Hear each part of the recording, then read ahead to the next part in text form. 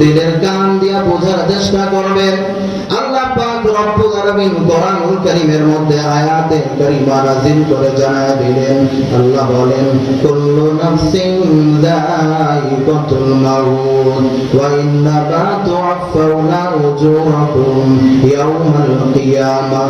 আল্লাহ পাক রব্বুল আলামিন এই আয়াতে কারীমার মধ্যে আমাদেরকে স্পষ্ট ভাষায় জানায় দিলেন, বান্দারে, এই দুনিয়ার জমিনে যতগুলা প্রাণী আছে আমি আল্লাহর ডাকে সাড়া দিয়ে প্রত্যেককে আসতে হবে। কথা বলেন ঠিক না বেঠিক?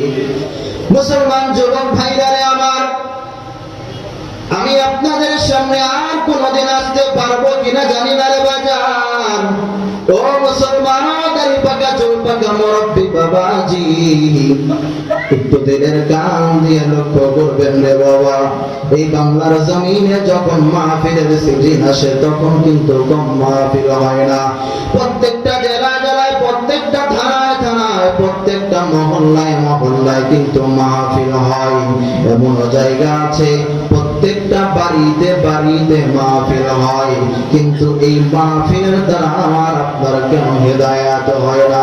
ও মুসলমান যুবক, হেদায়েত হয় না এই কারণে আমি আপনি মাহফিলের প্যান্ডেলে বসি, শুধু আমি আপনি চিন্তা করি হুজুর কেমন বক্তব্য দিতে পারলো, কেমন সুন্দর কণ্ঠে ওয়াজ করতে পারলো।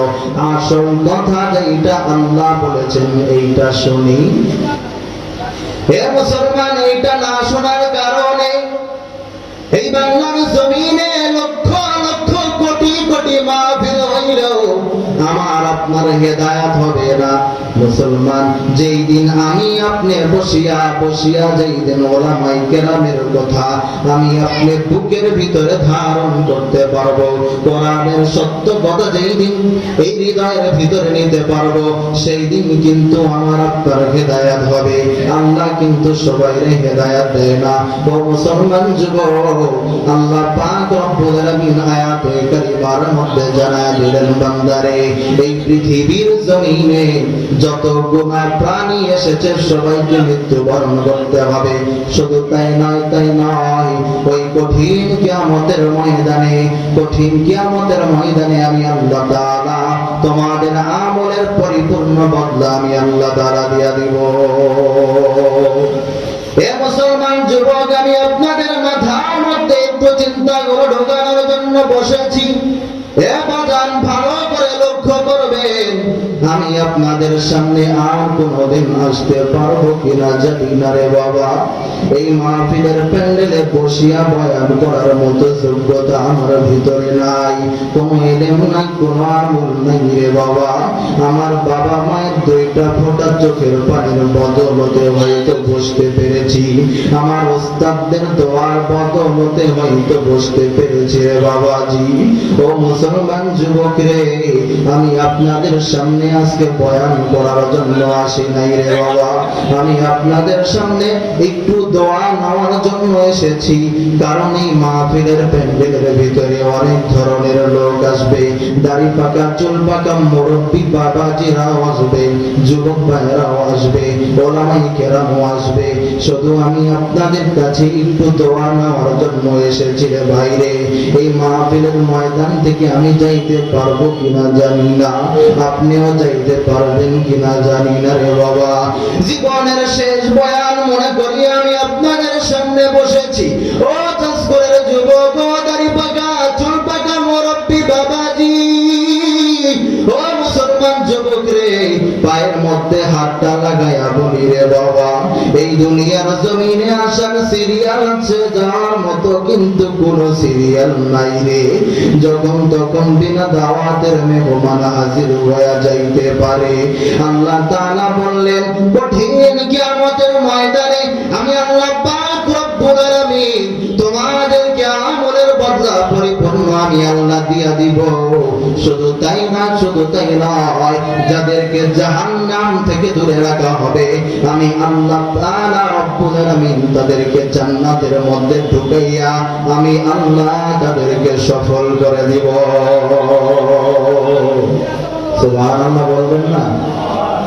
হে মুসলমান যুবক, আমি আপনি দুনিয়ার জমিনে সফল হওয়ার জন্য চতুর ঠিক না বেঠি?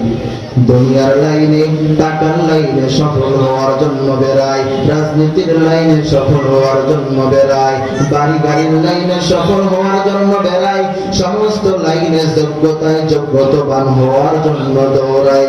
ও মুসলমান যুবক রে, এই দুনিয়ার জমিনে আসার সিরিয়াল আছে, যাওয়ার কিন্তু কোনো সিরিয়াল নাই রে বাবা। এই জন্য আমি পায়ের মধ্যে হাতটা লাগায়া বলি রে, যেখানে যাই বাংলাদেশের, যেখানে যাই, যেখানে আলোচনা করি, আমি শুধু আমার যুবক বাবাজি, আমার বৃদ্ধ বাবাজিদেরকে আমি একটা মেসেজ দিই রে বাবা, এই দুনিয়ার জমিনে আপন কিন্তু আমার আপনার কেউ নাই। আপন যদি থাকেন একমাত্র আপন হলেন আল্লাহ।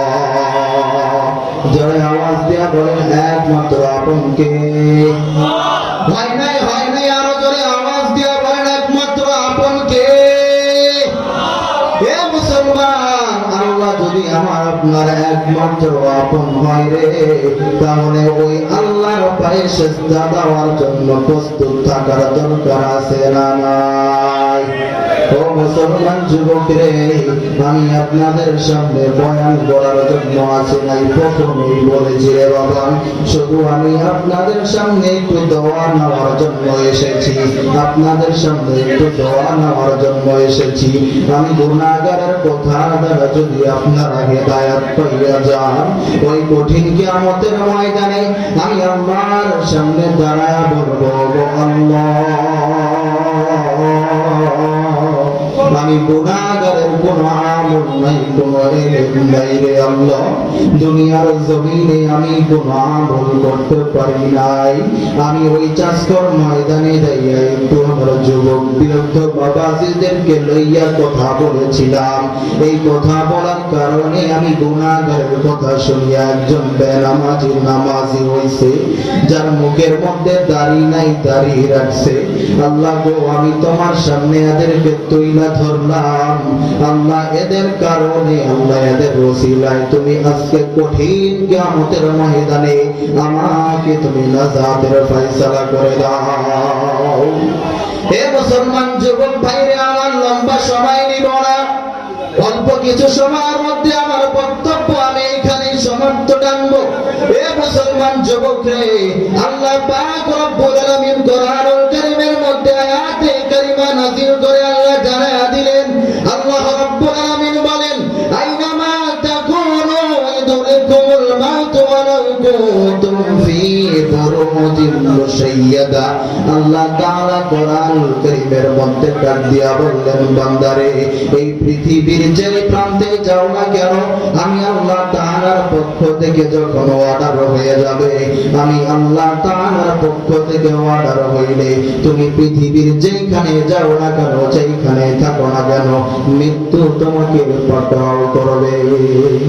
হে মুসলমান যুবক রে, যদি মৃত্যুর হাত থেকে আমি আপনি বাঁচতে চাই, বাঁচতে পারবো? বাঁচতে চাইলে বাঁচতে পারবো। তো যদি বাঁচতে না পারি, তাহলে আল্লাহর ইবাদত বন্দেগী করার দরকার আছে না নাই? আছে।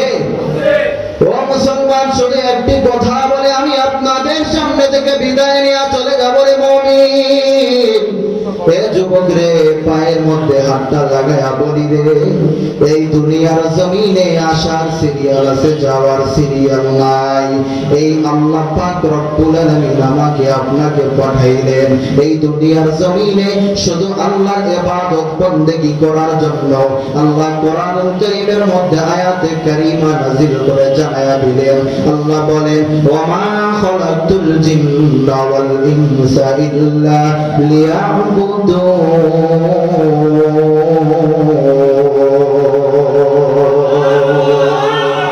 আল্লাহ বললেন, বান্দা, আমি দুনিয়ার জমিনে তোমাকে আমার ইবাদত বন্দেগী করার জন্য পাঠাইছি। তো পারবেন তো ইনশাআল্লাহ আল্লাহকে ভালোবাসতে, নবীকে ভালোবাসতে? কারা কারা পারবেন? দুইখানা হাত তুলে আমার আল্লাহরে দেখায়া দেন। আল্লাহ, এই হাত দুটোকে তুমি কবুল করে নাও, তাদের জিন্দেগীর সমস্ত গুনাহ খাতা মাফ করে তাদের সবাইকে বাড়ি যাওয়ার মতো তৌফিক দান করেন। ওয়া আখিরি দাওয়ানা আলহামদুলিল্লাহি রাব্বিল আলামিন। আসসালামু আলাইকুম ওয়া রাহমাতুল্লাহ।